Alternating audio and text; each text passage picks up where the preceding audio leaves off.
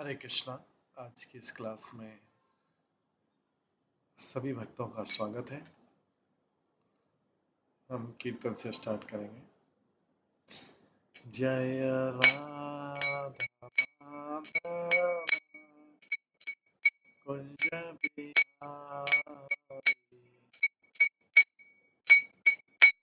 जय गोपी जन वल्लभ गिरिवर धारी, यशोदानंदन व्रज जनरंजन, यमुना तीरावनचारि,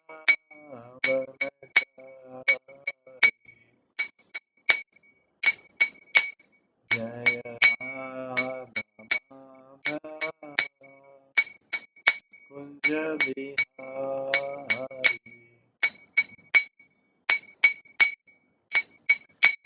हरे कृष्णा कृष्णा कृष्णा हरे हरे, हरे राम राम राम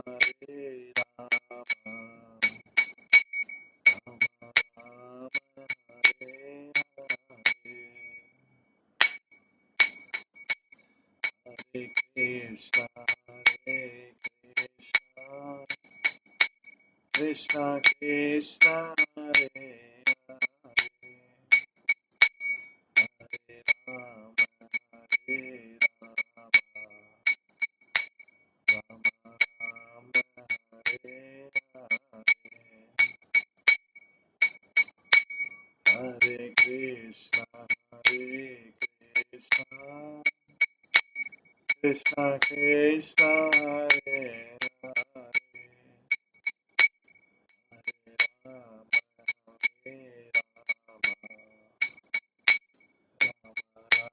राम हरे हरे, कृष्णा कृष्णा कृष्णा हरे हरे, हरे राम राम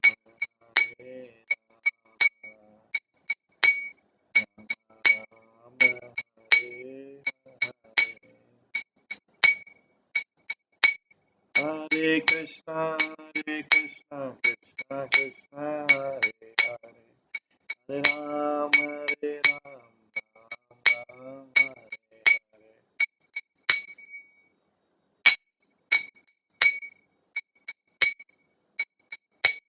हरे कृष्णा कृष्णा कृष्णा हरे हरे, हरे राम राम राम हरे हरे, हरे कृष्णा कृष्णा कृष्णा हरे हरे, हरे राम राम राम हरे हरे,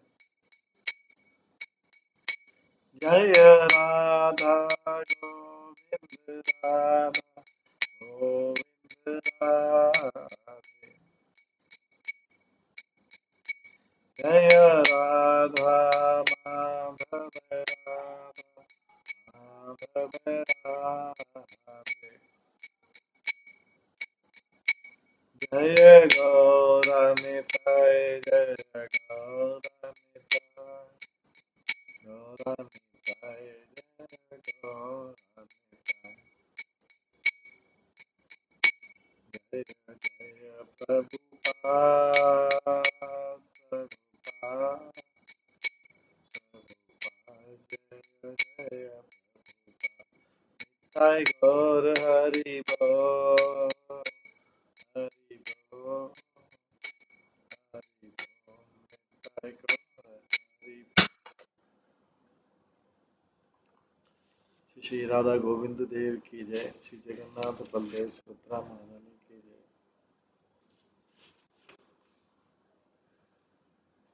श्री गौर निताय की जय, श्री प्रभुपाद की जय।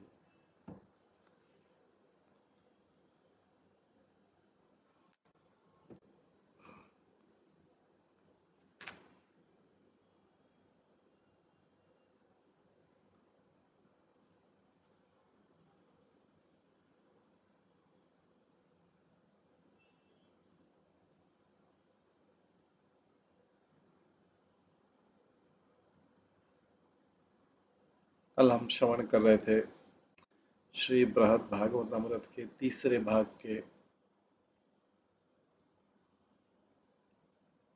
7वें अध्याय से श्रवण कर रहे थे, जिसमें भगवान ब्रजवासियों का भगवान के प्रति प्रेम का वर्णन कर रहे हैं। भगवान के प्रति उनका कैसा प्रेम है, ब्रजवासियों के प्रति उसका वर्णन चल रहा है।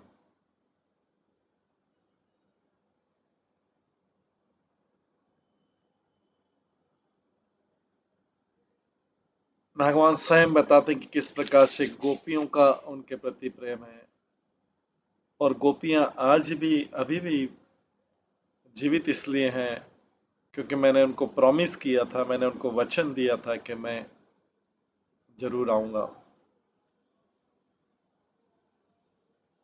मेरी जो गोप कन्या है किसी तरह से संघर्ष कर रही हैं अपने जीवन को पालन करने के लिए।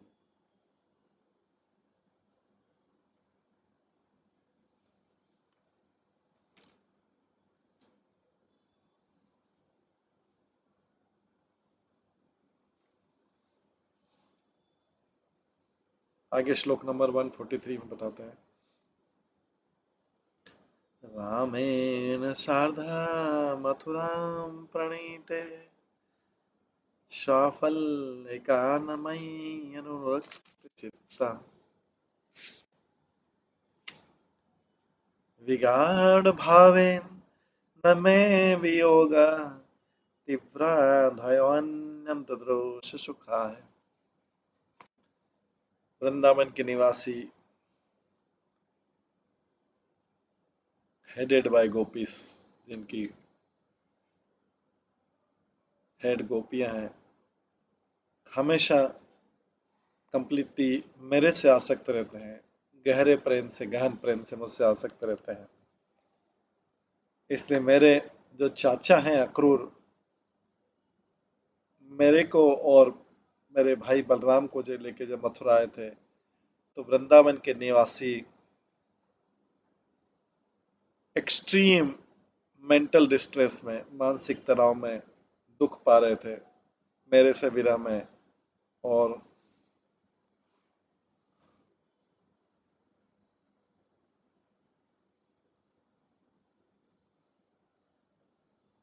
उनको आनंद का कोई दूसरा स्रोत नहीं मिल रहा था।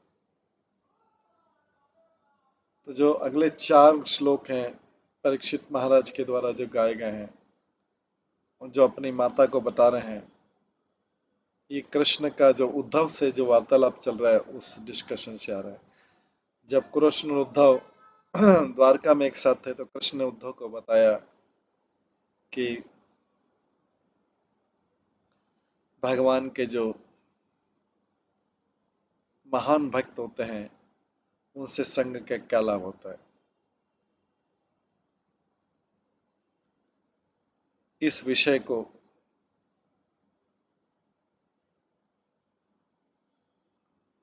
याद करके कृष्ण को उच्च कोटि के संतों का ध्यान आता है। उनकी प्रिय गोपियां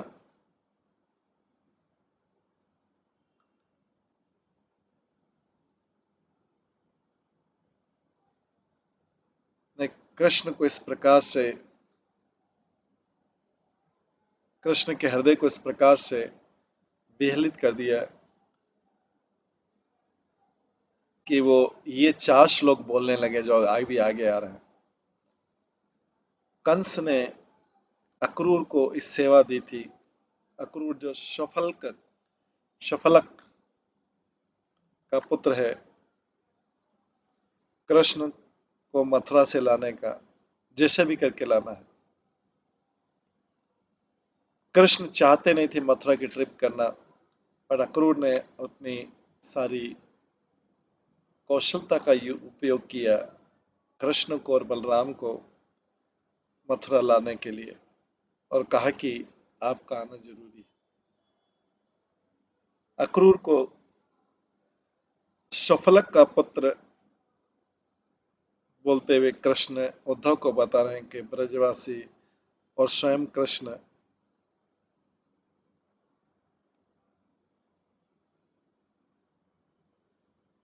नहीं चाहते थे मथुरा जाने के, लेकिन उनको उनकी बात मानना पड़ी, क्योंकि अक्रूर वही कर रहा था जो वो सोचता था कि ये यदुवंश को रक्षा करने के लिए जरूरी है, कंस के क्रोध से। लॉर्ड बलराम जो कि उपस्थित थे जब अक्रूर वृंदावन आया,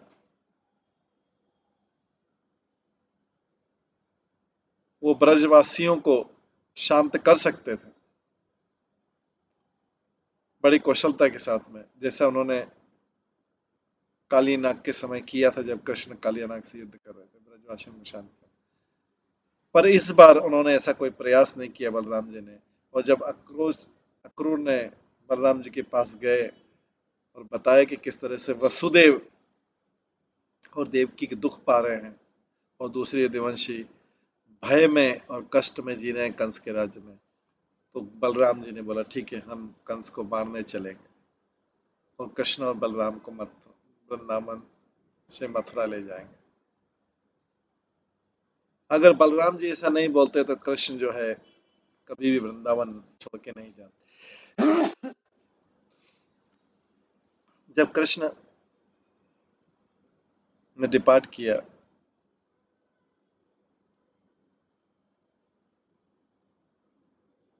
कृष्ण ने प्रस्थान किया, तो गोपियों के पास प्रसन्नता का, आंखों की प्रसन्नता का कोई विषय नहीं था। जो भी चीज वो देखते, उससे उनको एक ही चीज रिमाइंड होता है कि कृष्ण चले गए हैं, और इससे उनको और भी कष्ट होता था। जब आंखों की दृष्टि से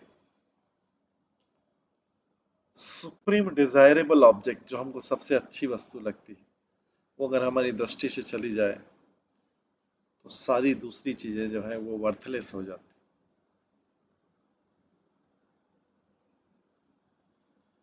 कृष्ण से विरह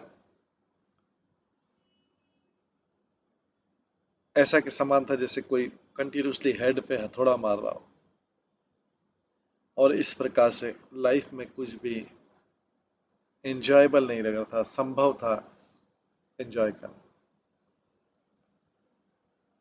कृष्ण के जान छोड़ने से पहले, वृंदावन छोड़ने से पहले, गोपियों का जो अट्रैक्शन था वो कृष्ण के प्रति ऑब्सेसिव था। पर लेकिन अभी जो है वो आउट ऑफ कंट्रोल हो गया है, कंट्रोल के बाहर हो गया है, और ये उनको उतना दुख दे रहा है जैसे किसी के ब्रेन में फीवर हो जाता है।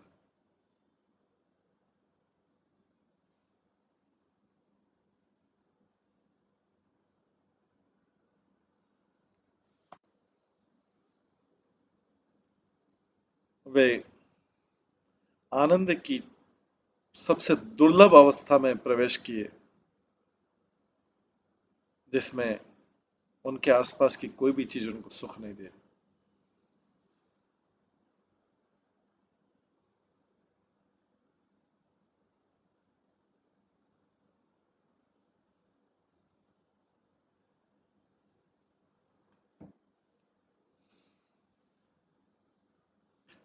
उद्धव आश्चर्य कर सकते हैं कि जो गोपियां हैं,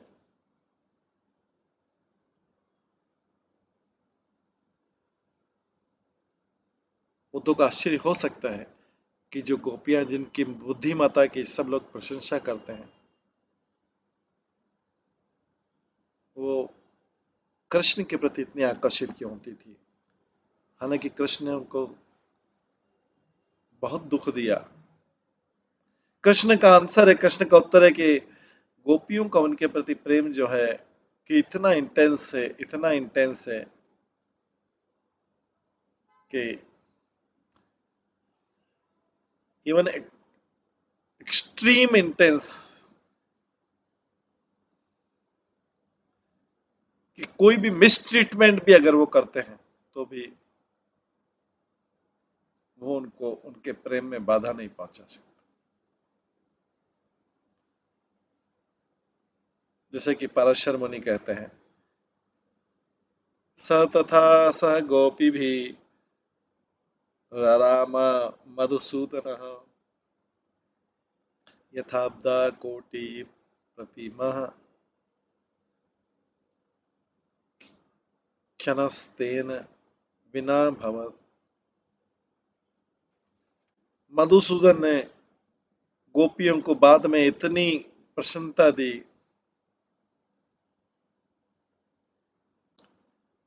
जब वो अनुपस्थित थे तो एक एक क्षण 10 मिलियन ईयर्स, मतलब 1 करोड़ साल के बराबर लगता था, विष्णु पुराण में कहा गया।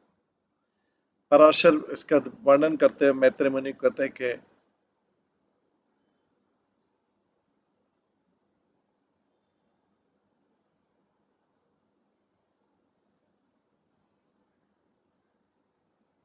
कि कुछ सालों बाद, इस घटना के कुछ सालों बाद गोपियों ने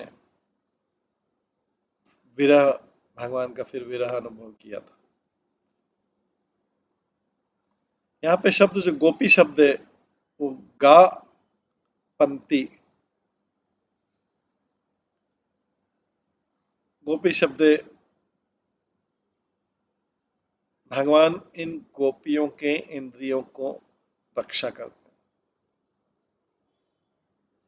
गोपियां अपने इंद्रियों को संरक्षित करती है, भौतिक वस्तुओं से दूर रख। इन ट्रूथ, वास्तव में गोपियां जो है ग्रेटेस्ट आत्म संयम वाले बड़े बड़े योगियों से भी महान है। बट कृष्ण का जो चार्म था, कृष्ण का जो आकर्षण था, उन्होंने उनको इस तरह समाधि में लगा दिया कि वे उनके साथ प्रेम संबंधों में लग गई और इसलिए अभी दुख पा रही।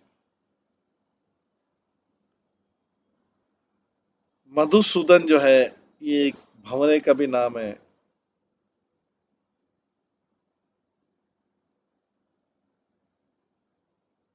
मधुसूदन एक भंवरे का भी नाम है।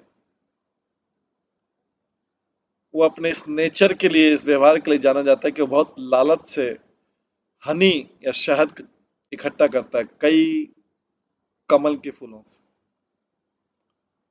और मधुसूदन दूसरा अर्थ है कृष्ण।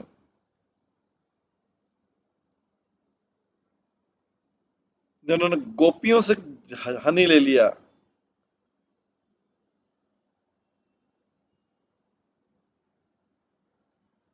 और उनका सारा आकर्षण और उनके सारे आनंद देने वाले गुण छीन लिए। उन्होंने गोपियों से सब कुछ छीन लिया जो उनके पास में था। कृष्ण यहाँ पे स्वीकार करते हैं उद्धव को, उद्धव के सामने स्वीकार करते हैं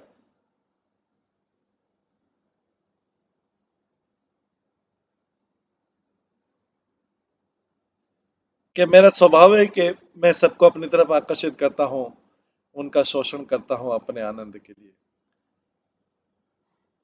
पूरा आनंद पाता हूँ और उनको मेजरेबल कंडीशन में छोड़ देता हूँ।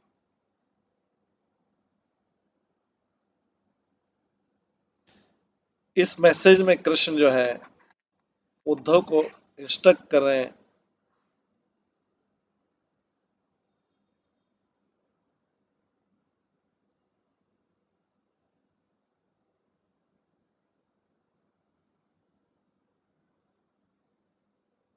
कि उन्होंने स्वयं ने इस संदेश में, जो कृष्ण उद्धव को ले जाने के लिए बोल रहे हैं, उसमें कृष्ण बोल रहे हैं कि उन्होंने स्वयं ने इतना गोपियों के विरह में इतना दुख सहा जितना गोपियों ने उनके विरह में सहा। पर जो फैक्ट है वो अदरवाइज है। गोपियों ने कृष्ण को पूरे एब्सोल्यूट डेडिकेशन, कंप्लीट सारे पूरी तरह समर्पित किया है। जैसा वो स्वयं बताएंगे अगले 2 श्लोकों में। कृष्ण यहाँ पे स्वीकार करते हैं उद्धव के सामने कि मैंने स्वयं ने उनको उतना समर्पित नहीं किया, क्योंकि कृष्ण का रेपुटेशन है साधु पुरुषों में श्रेष्ठ, बट कृष्ण के अपने विचारों में वे कहते हैं गोपियां ज्यादा गुणवान हैं, उनमें एक क्रुएलिटी का और अकृतज्ञता का था, एक ट्रेस भी नहीं, कण भी नहीं, एक बिंदु भी नहीं। और जो उनके पास शुद्ध प्रेम है कृष्ण के प्रति गोपियों में, वो कहीं इस ब्रह्मांड में नहीं पाया जाता, पूरी सृष्टि में नहीं पाया जाता।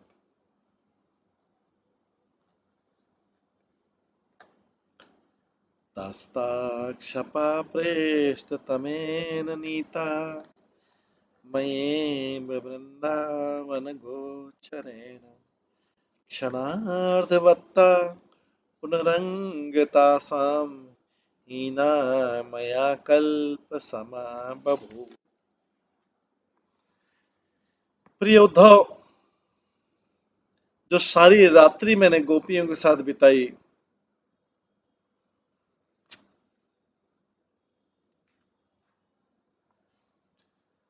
जो सारी रात्रियां मैंने गोपियों के साथ बिताई, जो मेरी प्रिय हैं, जब मैं वृंदावन में उपस्थित था तो मेरे लिए सारा समय एक क्षण के से भी कम में बीत गया।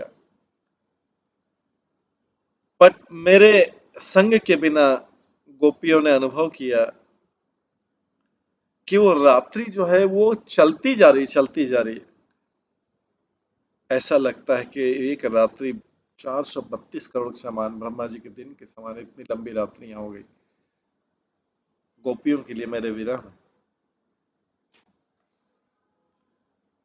यहाँ पे कृष्ण इस चीज को स्वीकार कर रहे, टेरिबल दुख हुआ जो उनको, गोपियों को जो सहन करना पड़ा इसके कारण से।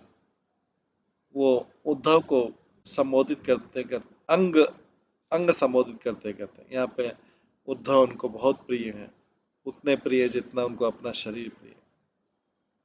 और वो यहाँ पे वर्णन करते हैं कि जिन्होंने रास का आनंद लिया,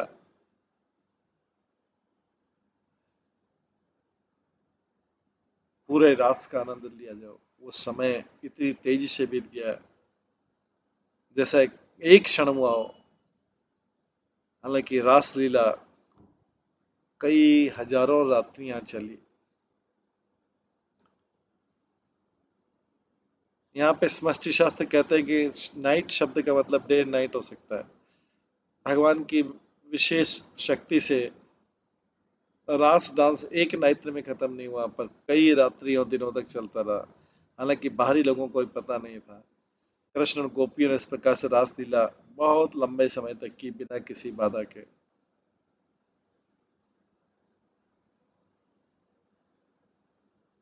इतना लंबा फेस्टिवल गोपियों को लगा कि खाली एक क्षण चला है। इससे पता लगता है कि भगवान के भक्त कृष्ण के शुद्ध संबंध में कितने आनंदित होते हैं। कृष्ण के अंतरंग संबंध, अगर उनका कृष्ण से रिलेशनशिप हो जाए तो कितने आनंदित।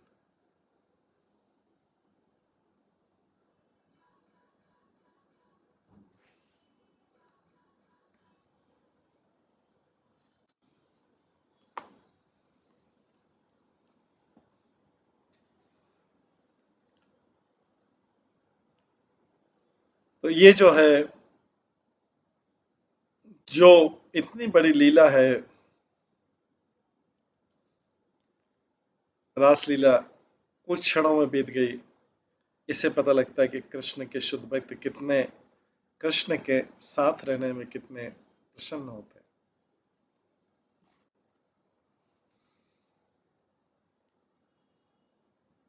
चांदनी से सुसज्जित जो शरद की रात्रि है, जब कृष्ण ने गोपियों के साथ में डांस किया, क्विकली पास हो गई। बट दूसरी नाइट उतनी इजीली पास नहीं हुई। दूसरी नाइट में गोपियां कृष्ण की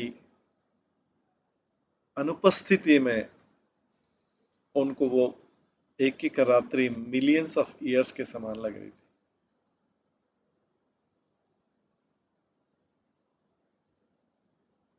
या अगर हम ये स्वीकार करें कि कृष्ण हर रात्रि को घर से जाते थे गोपियों से मिलने, तो सारी वो रात्रि क्विकली पास हो गई। केवल रास लीला व नहीं दूसरी लीला थी, केवल जो देह समय था वही उनके लिए अति पीड़ा देने वाला था।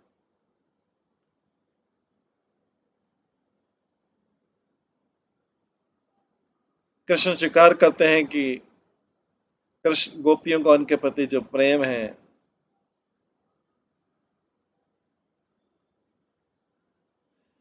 उसने उन्हें अति दुख में डाल दिया है।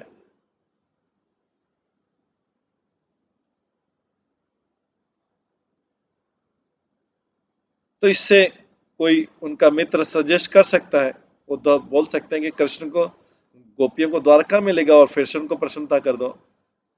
पर कृष्ण बोलते ये आइडिया प्रैक्टिकल नहीं है। जो रास लीला थी वही उनके लिए प्रसन्नता का स्रोत है, क्योंकि उन्होंने ये सारी लीलाएं वृंदावन में एक साथ आनंद प्राप्त किया था। ऐसा भाव न तो गोपियां न ही कृष्ण कहीं और अनुभव कर सकते हैं। केवल वृंदावन में ही कृष्ण जो है ग्वाल बालों के साथ में गाय चराते हैं और अपने आप को ग्वाल के रूप में सुसज्जित करते हैं। केवल वृंदावन के वातावरण में ही हाईएस्ट लेवल का आनंद है। अनफॉर्चुनेटली कृष्ण स्वीकार करते हैं कि वो यहाँ की वो सेम पर्सन नहीं जो वृंदावन में थे। वो अनग्रेटफुल अकृतज्ञ हो गए, हार्ड हार्टेड हो गए, उनका हृदय कठोर हो गया। लेकिन गोपियों का हृदय अभी वैसे के वैसे ही है। इसलिए कृष्ण बोलते हैं गोपियां मेरे से भी महान।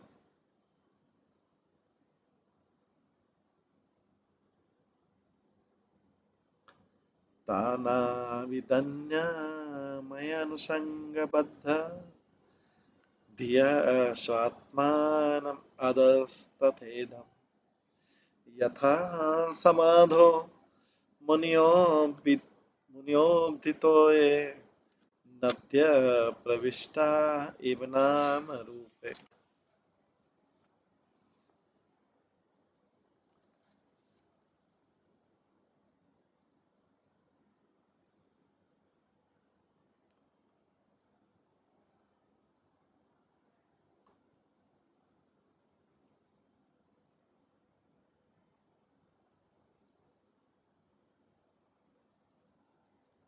मेरे प्रिय उद्धव,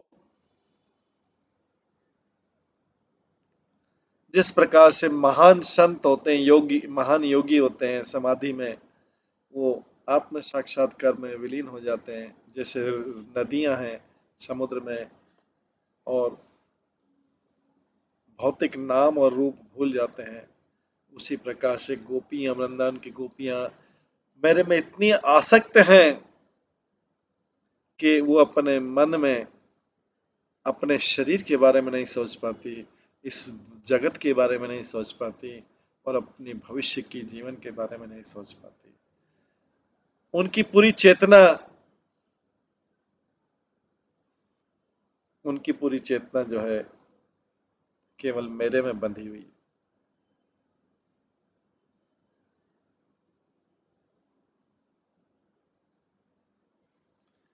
तात्पर्य, गोपियां विवाहित स्त्री हैं, अपने हस्बैंड के साथ, बच्चों के साथ में, और घर की जिम्मेदारी है। वो उनको महान कैसे समझा जा सकता है? योगियों से महान जिन्होंने अपना सब कुछ भौतिक आसक्ति त्याग दिया। यहाँ पे कृष्णा इस संशय का उत्तर देते हैं। मुनि लोग अष्टांग योग सिस्टम को फॉलो करते हैं, अपनी यम नियम आसन प्राणायाम प्रत्याहार ध्यान धारणा समाधि उसकी अभ्यास करते हैं और इस प्रकार से वे विष्णु को परम ब्रह्म समझते हैं, परम सत्य समझते हैं।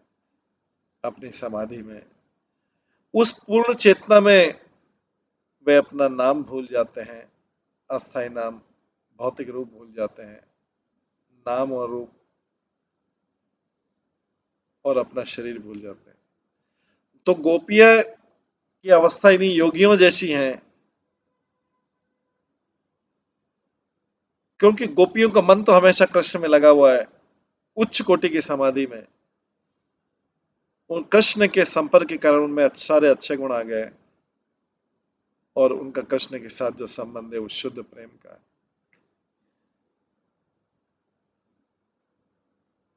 जैसे संत लोग रहते हैं, अष्टांग योग में रहते हैं, उसी प्रकार से गोपियां इस जगत की सारी चीजें भूल चुकी, अपने पतियों को, बच्चों को, अपने शरीर को, अपने इंडिविजुअल के परिचय को, कि वो मालिक हैं, एंजॉयर हैं इस भौतिक जगत शरीर के, और सारी आशाएं इस जीवन में और अगले जीवन में जो सफल होने की सारी आशाओं को भूल चुकी है गोपियां।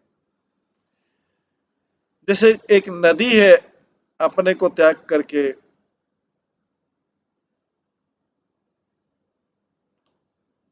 सागर की तरंगों में मीन हो जाती है, उसी प्रकार से गोपियों ने अपने आप को कृष्ण के विचारों में डुबो दिया। इस प्रकार से पूरी तरह कृष्ण को समर्पित होते हुए कृष्ण को वो मुनियों से भी महान समझा जाना चाहिए, जो मुनि अष्टांग योगा कर रहे हैं। जलती हुई अग्नि के बीच खड़े होकर गोपियां नहीं जलेंगी, इसकी बजाय उनकी सारी इच्छाएं फूल हो जाएगी। आगे बताया गया कि सिंपली केवल कृष्ण भावनामृत में रहते हुए गोपियों ने जो आध्यात्मिक शक्ति प्राप्त की है, सारी भौतिक चीजों से अपनी दूरी बना ली। उनके हृदय कभी पीछे हटने वाले नहीं, कृष्ण से अट्रैक्ट हो जाते हैं सारी परिस्थितियों में। जबकि जो मुनि होते हैं, उनको बहुत कठिन स्ट्रगल करना पड़ता है अष्टांग योग की अलग अलग विधि के द्वारा। मुनियों को बहुत गहराई से कंट्रोल करना पड़ता अपने मन को, अपने अधीन लाने के लिए, और काफी प्रयासों के, लंबे समय के प्रयासों के बाद वो समाधि तक पहुंच पाते हैं। उसमें वो भौतिक नाम और रूप भूल सकते हैं। गोपियां महान है क्योंकि वो इजीली समाधि को प्राप्त कर सकती हैं।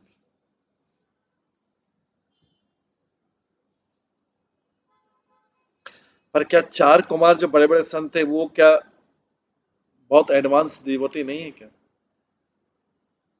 हो सकता है साधारण लोग ऐसा बोले, पर वास्तव में गोपियां इन आत्म केंद्रित संतों से भी महान है। इन गोपियां इन संतों से अलग इस प्रकार के हैं, उन संतों के मन उस नदियों के समान जो समाधि के समुद्र में जाते हैं, नाम रूप के बिना। हालांकि गोपियां सब कुछ भूल जाती है इस भौतिक जगत के, अपने शरीर को भी भूल जाती हैं, लेकिन वे कृष्ण के नाम को, रूप को और गुणों को नहीं भूलती।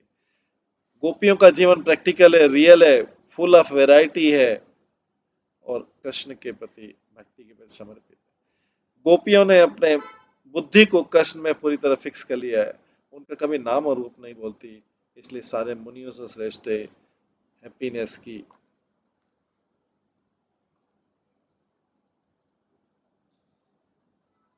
हाईएस्ट लिमिट में भगवान के पूरे प्रेम। श्रीमद् भागवतम के 9वें स्कंद में भगवान नारायण मुनि को दुर्वासा मुनि कहते हैं, नाहम आत्मना आशसे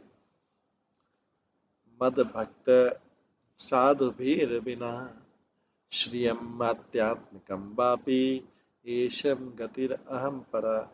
वो ब्राह्मणों में श्रेष्ठ दुर्वासा बिना सेंटली पर्सन, बिना संत लोगों के, जिनके जिनके लिए मैं ही गति हूं, मैं मैं अपना आध्यात्मिक आनंद भी इंजॉय नहीं कर पाता हूँ। मैं श्री, मेरी कंसर्ट, मेरी संगीनी लक्ष्मी जी का भी संग नहीं एंजॉय कर पाता हूँ, जो सुप्रीम गॉडेस ऑफ फॉर्चून, सौभाग्य की देवी।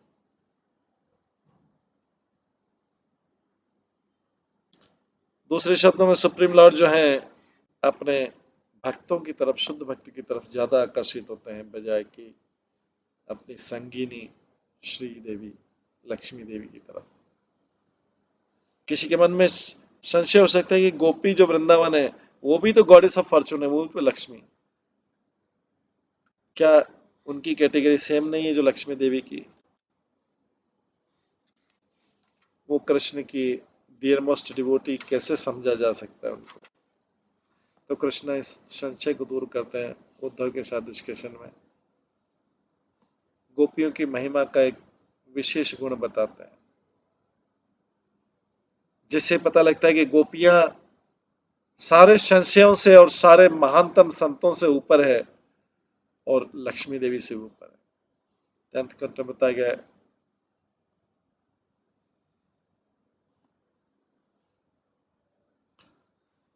उद्धव को जब मैसेज दे रहे हैं गोपियों को देने के लिए, तो कृष्ण उनको ग्लोरीफाई कर रहे हैं।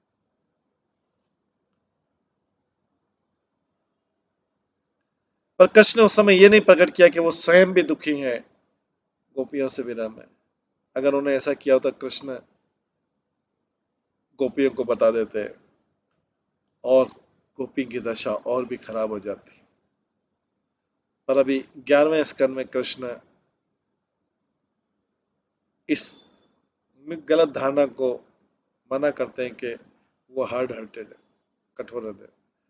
वो उद्धव को सेटिस्फाई करने के लिए थे, तो उसमें बता रहे हैं, अपने आनंद की सीमा बता रहे हैं, उस समय वो डिस्क्लोज करते हैं गोपियों के प्रति उनकी फीलिंग क्या है, और वो वर्णन करते हैं कि गोपियों के बड़ा सबसे बड़ा संत कोई नहीं।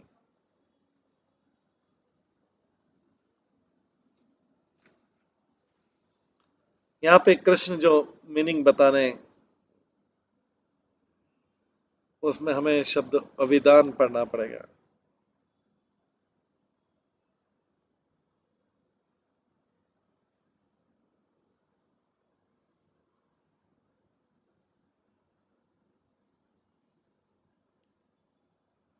कृष्ण बोलते हैं कि ये संत लोग वास्तव में संत नहीं, अगर उनकी समाधि उस नदी के समान बने जो रिवर में जाके मिलती है, और मेरे नाम और रूप को भूल जाते हैं, क्योंकि उनकी सारी इंद्रियों की क्रियाएं स्टॉप हो जाती हैं। ऐसे भूल के मुनि लोग ऐसा हो जाते हैं जैसे मृत हो गए हैं, क्योंकि एक लिविंग सोल की जो गुण है सोचने का, और इस प्रकार से वो मेरे आध्यात्मिक आनंद का अनुभव नहीं कर सकते। इसी प्रकार से अगर मुझे गोपियों को भूलना है, कभी भूलना है, कभी मैं भूल फेल हो जाऊं उनको सुर के बारे में सोचना है, मैं कृष्ण नहीं रहूंगा, मैं सुप्रीम पर्सनलिटी ऑफ गॉड नहीं रहूं, भगवान नहीं कर रहा हूं, मेरा जीवन तब अंत हो जाएगा, मैं तब रहूंगा नहीं। कृष्ण ओपनली इस अपने अंतिम विचार को बताते नहीं, बिकॉज वो चाहते हैं कि उद्धव को मेरे इस दुख से कि सुनने से दुख नहीं हो।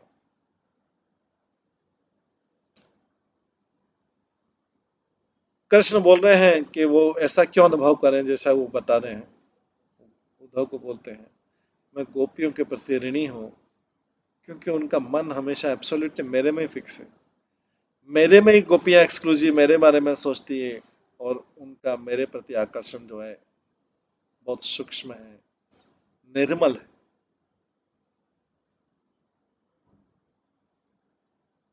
इसलिए है भाई उद्धव, मैं उनके लिए ही सबसे बड़ा प्रेम हूँ, मुझे स्वीकार करना चाहिए, मेरा ऐसा प्रेम और किसी के प्रति नहीं, ना मैं तुम्हारा पिता के पिता, ना भाइयों के प्रति, ना मेरी रानियों के प्रति, ना मेरे बच्चों के प्रति, न मेरे स्वयं के आध्यात्मिक शरीर के प्रति, न मेरे वैकुंठ धाम के प्रति, न मेरे द्वारका और मथुरा धाम के प्रति। मैं इन सबको भूल सकता हूँ और मैं श्री कृष्ण रह सकता हूँ, और बहुत दुख अनुभव नहीं करूंगा अगर मैं ब्रज की गोपियों को भूल जाऊं तो मेरे कोई दुख नहीं रहेगा। मैं गोपियों के बारे में सोचता हूँ पूर्ण प्रेम से और आसक्ति से।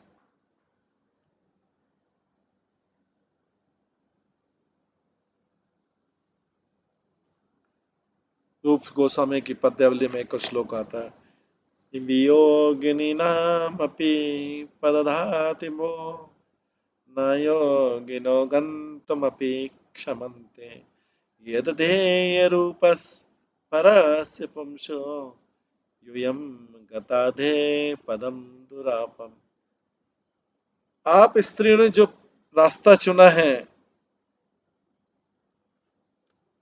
जो कृष्ण से विरह का आरंभ करती है, बड़े बड़े योगी भी इस रास्ते पर नहीं चल सकते।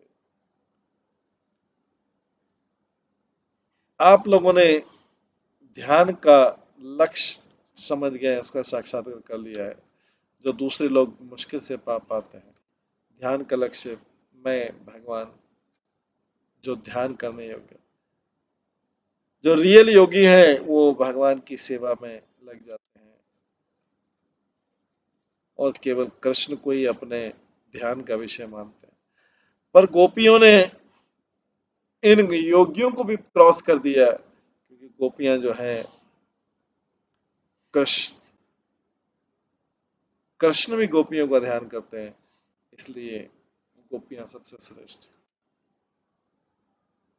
मत कामा रमणम जारम स्वरूप विदो बला ब्रह्म परम प्रापो संगात शत सहस्रत।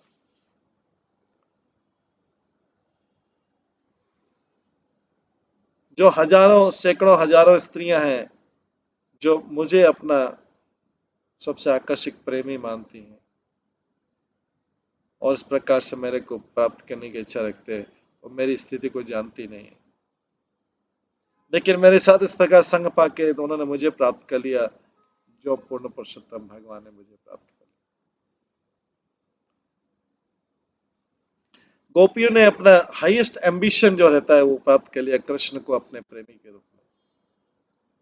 वो जो ग्वालिनी स्त्रियां थी, इतनी एग्जॉल्टेड थी अपने पर्सनल कॉन्टेक्ट से, उनके साथ में रहते हुए हजारों पुलिंद स्त्रियां जो आउटकास्ट, मतलब जो आदिवासी और वो जंगल में रहती, और दूसरी जो प्रीमिटिव एबोरिजिन स्त्रियां हैं, उन्होंने भी इस रेयरेस्ट गोल ऑफ लाइफ, जीवन के सबसे दुर्लभ लक्ष्य को प्राप्त कर लिया। वे अबला, मतलब नॉट स्ट्रॉन्ग, अबला स्त्रियां के एबोरिजिन वेमेन जो हैं, जो आदिवासी महिलाएं हैं, वो ज्ञान का संपत्ति उनमें नहीं थी, उनका उच्च कुल में जन्म नहीं हुआ था, उनको कैसा व्यवहार करना चाहिए इसके टिकेट्स पता नहीं थे, और भगवान की भक्ति कहना चाहिए ये भी नहीं पता था। वो अपनी एक्सटर्नल आइडेंटिटी और अपने नित्य परिचय को पता नहीं था कि वो आत्मा है, और क्योंकि वे कभी भी नंद महाराज के विलेज के कभी पास में नहीं आई कृष्ण को अपनी आंखों से देखने के लिए, वो कृष्ण की सारी जो सुंदरता रहती उससे अपरिचित थी। लेकिन फॉरेस्ट में ये जो आदिवासी महिलाएं ब्रज की, ये एक्सीडेंटली ग्रास, जो घास है, और पत्तियों के संपर्क में आती है, जिसमें गोपियों के शरीर का कुमकुम लगा है, और इस प्रकार से वे गोपियों का आध्यात्मिक संग पाती हैं, और उनको भी कृष्ण से मिलने की इच्छा हो जाती है, और कृष्ण को अपना प्रेमी बनाने की इच्छा हो जाती है।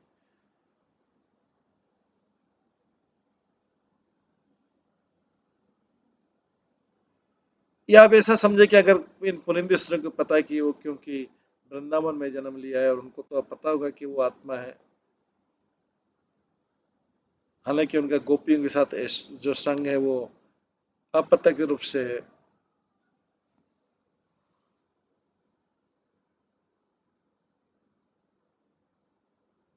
वो उनके अंदर शुद्ध भक्ति डाल देता है और वो भुला देता है कि उनके पास जो भी आध्यात्मिक ज्ञान था। ये दूसरी स्त्रियां भी भूल जाती हैं कि वे कौन थी दूसरी।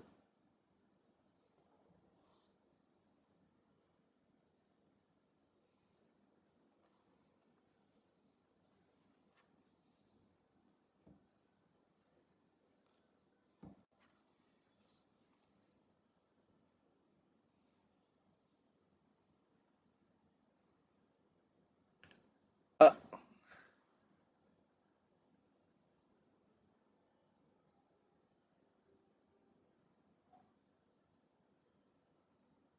अपनी स्वयं की डर्टीनेस या गंदगी का ध्यान नहीं रखते हुए और अपने कॉम्प्लेक्शन का ध्यान नहीं रखते हुए वो असहाय रूप में कृष्ण की तरफ आकर्षित हो जाती हैं श्रृंगार रस से, विच जो उन्होंने गोपियों से प्राप्त कर लिया। जो पुलिंदी और ये इससे रहती बहुत लो क्लास ट्राइबल आदिवासी रहते हैं जंगलों में रहने वाले, और उनके पास सबसे बड़ा सौभाग्य है, उनका सबसे बड़ा सौभाग्य है कि वो पूर्ण पुरुषोत्तम भगवान के भाग्य की तरफ आकर्षित हो गई नंद महाराज के पुत्र की तरफ। और वो आकर्षण इतना अद्भुत था कि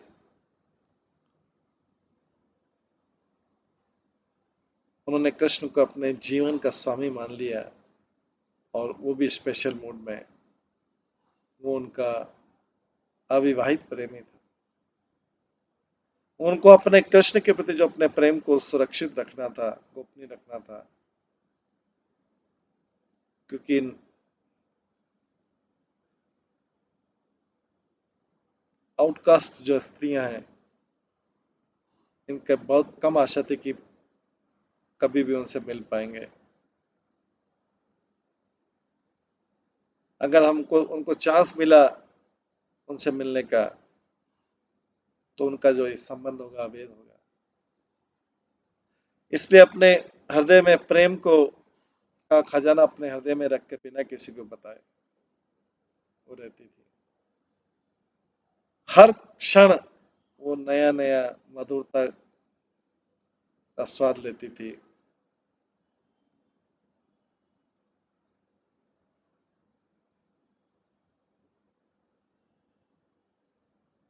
तो उनका इन ब्रज की स्त्रियों से, ब्रज की गोपियों से कुछ कांटेक्ट था, उसके कारण जो ट्राइबल एबोरिजिन वुमेन है ब्रज की, उन्होंने एक परफेक्शन प्राप्त किया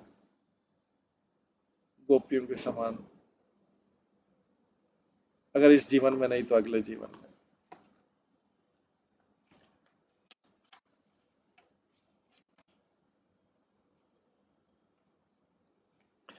एता परम तनु एता परम तनु व्रतभो विगोपवद्भो गोविन्देव निखिलात्मनिरूढभावा वाञ्छन्ति यद्भावभियो मुनियो वयं च किं ब्रह्म जन्माभिरन्तः कथारस्य। पृथ्वी पे जितने भी सारे लोग हैं, ये स्त्रियां जो हैं, ग्वाल स्त्रियां, यही एक्चुअली परफेक्टेड है। इन्होंने अपने जीवन को परफेक्ट कर लिया, क्योंकि उन्होंने भगवान के गोविंद के शुद्ध प्रेम के प्रति सिद्धि प्राप्त कर ली। उनका जो शुद्ध प्रेम है, उन लोगों के द्वारा आकांक्षा किया जाता है जिनको भौतिक जगत का भय है। बड़े बड़े संतों द्वारा इनकी आशा की जाती है, और हम लोग भी इनकी आशा करते हैं। जिस व्यक्ति ने इस अनंत भगवान का कथनों को स्वाद ले लिया है, उसके लिए ब्रह्मा जी का जन्म लेना और ब्राह्मण का जन्म लेना भी व्यर्थ है, क्योंकि उसने तो कृष्ण प्रेम प्राप्त कर लिया।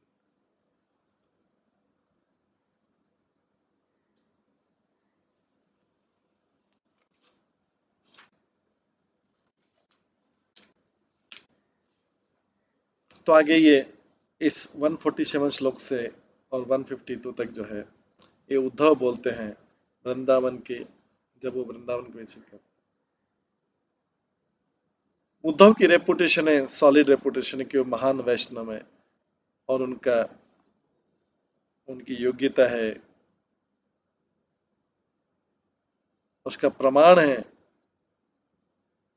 उसका प्रमाण है कि गोपियों की जो भक्ति है वो सुप्रीम है और विश्वसनीय। उद्धव जो है बृहस्पति के फेवरेट स्टूडेंट है, जो देवताओं के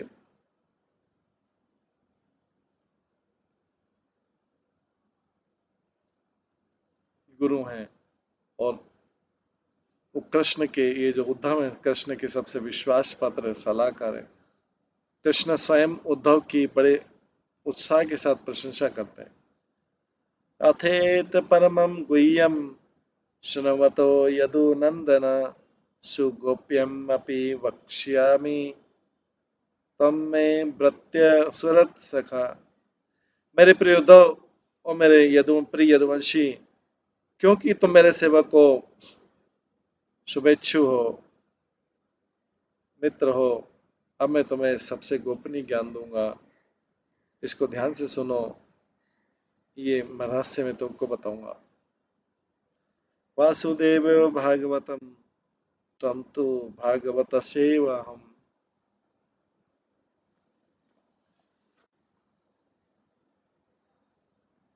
उन सारों में जो भगवान बनने योग्य हैं, मैं वासुदेव, और दिवो भक्तों में तुम उद्धव मुझे मेरा प्रतिनिधित्व करते हो।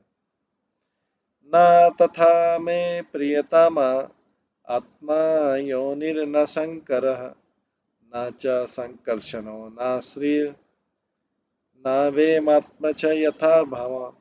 मेरे प्रिय उद्धव, न तो ब्रह्मा जी, न शिव जी, न संकर्षण, न भगवान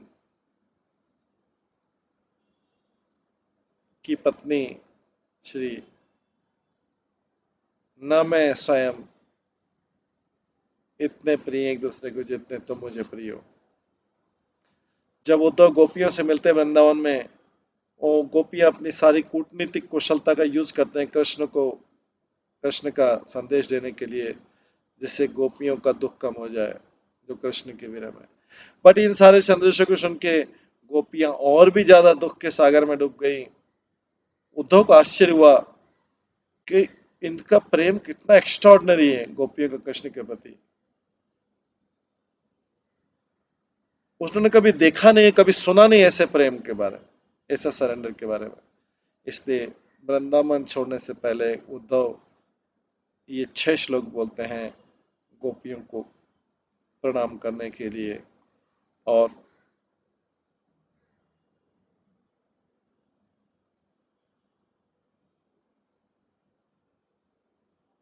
उनकी शुद्ध भक्ति की, कृष्ण के प्रति शुद्ध भक्ति।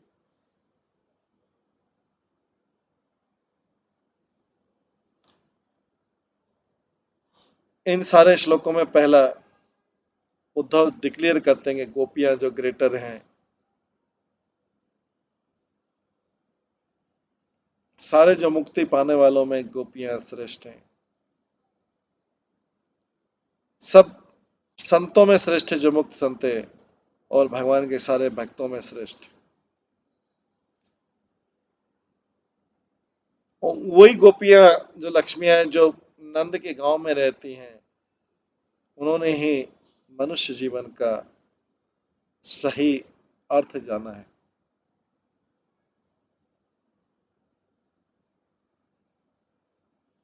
ये जो महान वैष्णव हैं, ये सारे मनुष्य हैं और पृथ्वी के निवासी हैं।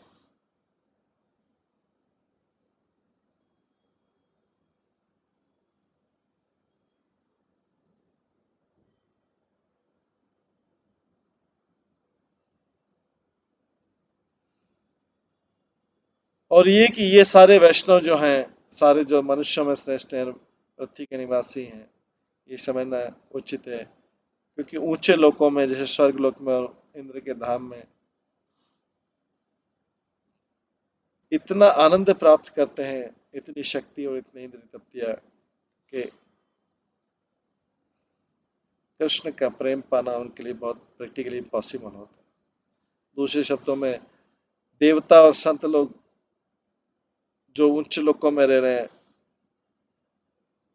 वो कभी भी सोच नहीं सकते कि वो गोपियों के समान परफेक्ट होंगे। यहाँ पे शब्द तनु भ्रतो भव आता है। इसको दूसरी तरीके से समझा जा सकता है,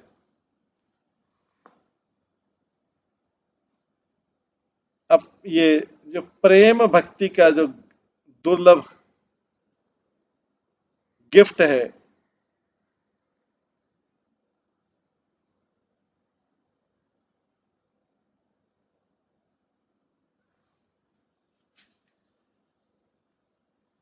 इसको शेयर करके गोपियां जो इस भौतिक जगत के पतित बद्ध जीवों को पृथ्वी से उद्धार करती है। दूसरे शब्दों में, जो इस भौतिक जगत में भक्तों की भक्ति जो है, इसका नरिशमेंट गोपियों से मिलता है।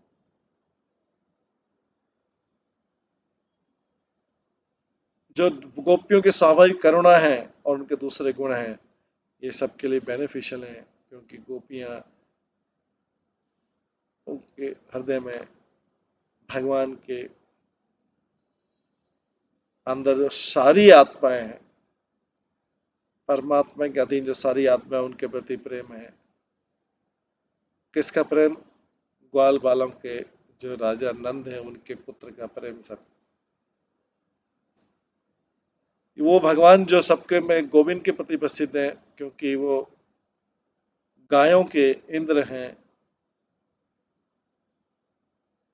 गोपियां हर चीज का तिरस्कार कर देती है कृष्ण के प्रति, गोविंद के प्रति प्रेम के लिए, क्योंकि वो उनके हृदय के भगवान है, उनके प्रेमी है, उनके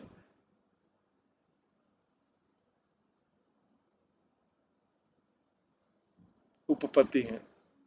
उन्होंने कृष्ण के साथ आनंद प्राप्त किया और अन्य जो अद्भुत रासलीला की और अपने विरह भाव को प्रदर्शित करके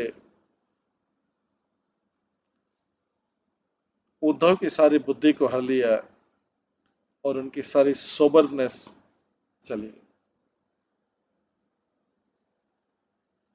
बहुत लंबे समय तक गोपियों ने बहुत सहन किया था अपने हृदय में कृष्ण की विरह का, पर जब कृष्ण का संदेश सुना उद्धव से, वो अपने आप को संभाल नहीं पाई। उद्धव तो गवाह हो गया उनकी अनियंत्रित प्रेम का और दुख का। जो दुख, जो आनंद गोपियों ने कृष्ण के विरह में प्राप्त किया,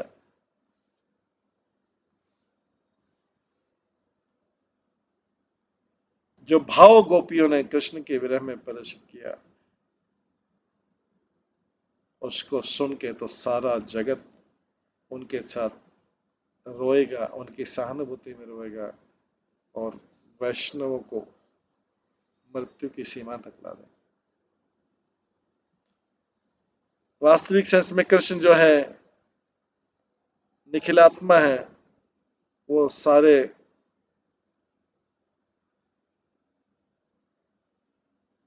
आत्माओं के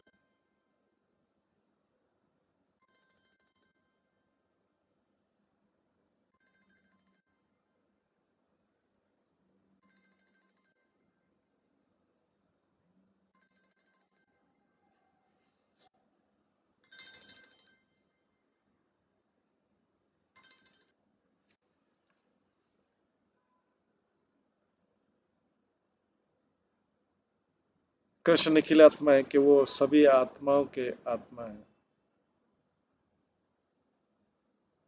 पर यहाँ पे बोला गया निखिलात्मनि में, उसका एक अनादर दूसरा गोपनीय मीनिंग है।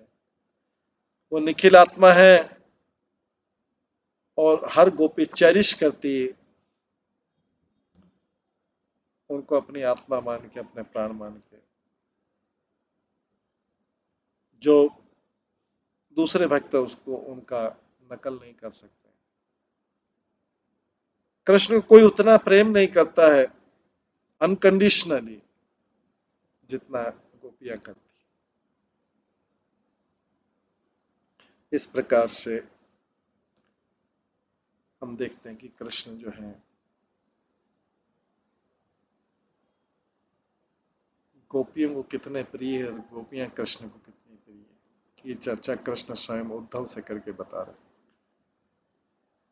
आज इसको हम यहीं पे विराम देते हैं, इन प्रेम लीला को।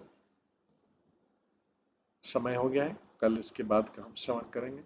सभी भक्तों का बहुत बहुत धन्यवाद। सब भक्तों के लिए एक बार हरे कृष्ण महामंत्र का जप करते हैं। हरे कृष्णा कृष्णा कृष्णा हरे हरे, हरे राम राम राम हरे। श्रीमद् बृहद भागवत अमृत की जय। श्री प्रभुपाद की जय। श्री सनातन गोस्वामी की जय। सभी भक्तगणों की जय।